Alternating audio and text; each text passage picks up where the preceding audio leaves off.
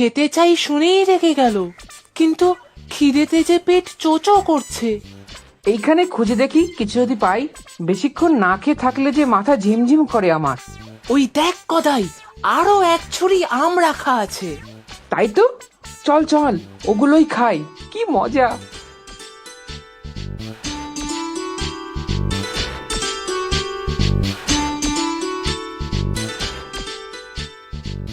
High হাই হাই হাই হাই, এ কি সর্বনেশে কাণ্ড! এই আমগুলো তোরা কোথায় পেলি? হ্যাঁ, ওই তো ঝুড়িতে রাখা ছিল, খুব খিদে পেয়েছিল তো তাই খেয়েছি। তোদের কি এতটুকু লজ্জা নেই? ওই আমগুলো তোর কাকা বিক্রি করবে বলে রেখেছিল, তাও খেয়ে ফেললি? হাই হাই হাই হাই, তোরা মানুষ না হাতি? সারাদিন খেয়েই চলেছিস। ও কাকিমা, রাগ করো না, আমাদের যে খালি খিদে পায়, কি করব বলো। কবে যে বিদেয় হবি তোরা? হে ভগবান, আমার কপালেই জুটলো যত সব। আমাদের কাঁঠাল বাগানের কাঁঠাল যে একবার খেয়েছে সে সারা জীবনেও বলবে না। তা যা বলেছ সুজনদা, একটা কাঁঠাল দিয়েছিলে গতবার, এই এত বড় বড় কুয়া।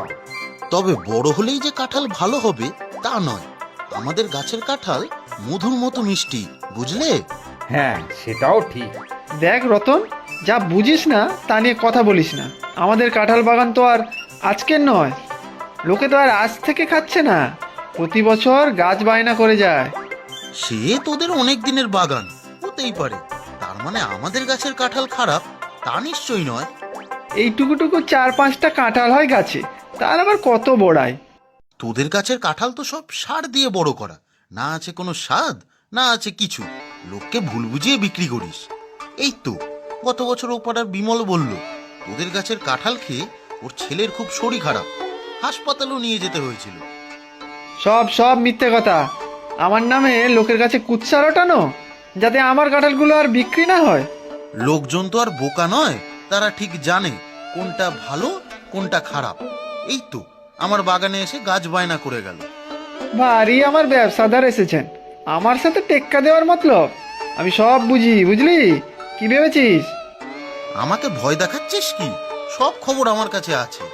কি কি খবর আছে তোর কাছে? মুখ সামলে কথা বল, বলে দিলাম।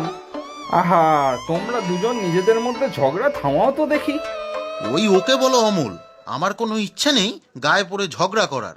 কি কি বলতে চাইছিস তুই? আহা, তোমরা থামবে? ঝগড়া করে হবেটা কি? তার চেয়ে কাউকে খাইয়ে বিচার করো কার কাঁঠাল বেশি ভালো। তা এমন কাউকে পাবো কোথায়? যাকেই ডাকবো তাকে যে এই রতন আগে থেকে হাত করে রাখবে না তার কি মানে? মুখ সামলে কথা বল সুজন। আবার তোমরা ঝগড়া করছো? ঠিক আছে, নতুন কাউকে আমি জোগাড় করব। তোমরাও যাকে চেনো না আর সেও তোমাদের চেনে না। ঠিক আছে, আমার কোনো আপত্তি নেই। আমারও নেই। সামনে রবিবার এই দোকানেই তাহলে খেতে ডাকবো ওদের।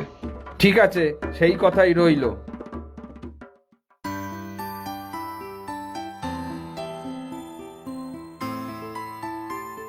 ও নিতাইদা, তোমার সাথে একটা জরুরি দরকার ছিল, কিন্তু তুমি এইরকম মাথায় হাত দিয়ে বসে আছো কেন?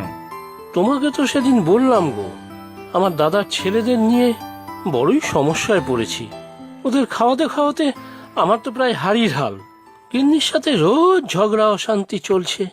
আরে তোমার এই সমস্যার সমাধান করতেই তো এলাম। কাল আমার দোকানে কাঁঠাল খাবার নিমন্ত্রণ আছে। আমি তো কিছুই বুঝতে পারছি না। রতনদা আর সুজয়দা দুজনের কাঁঠাল